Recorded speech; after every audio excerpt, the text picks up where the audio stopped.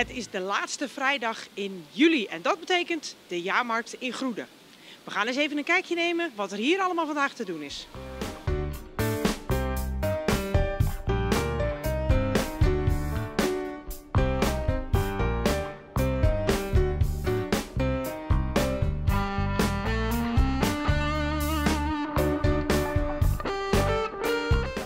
Hoe loopt het tot nu toe?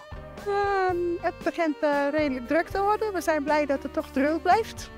Dat snap ik. Ja. Hoe laat was je hier al vanmorgen? Ik ben om 5 uur opgestaan. Dat is erg vroeg. Ik moest eerst natuurlijk mijn hondje uitlaten. En ik haal René vandaag, want die had een beetje spierbouwen nodig en die heb ik net. Zeker weten. En dus wij waren om 6:30 hier.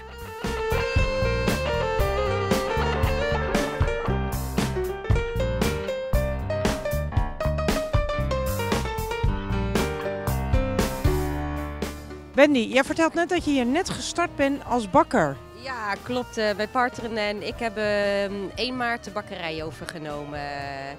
We zitten hier natuurlijk in het originele Slijkstraatje van Groede. Dat is natuurlijk heel bijzonder. Waarom hier? Ja, de sfeer is fantastisch hier in het Slijkstraatje. Het is een heel knus winkeltje wat ook ouderwetse dingetjes heeft. En de museumstraat hier is ook heel sfeervol.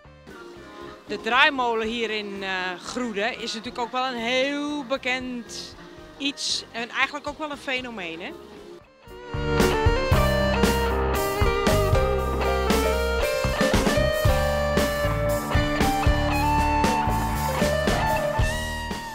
Met het uitzicht hier achter mij op de Groese Koopgoot sluiten wij de jaarmarkt hier in Groede af.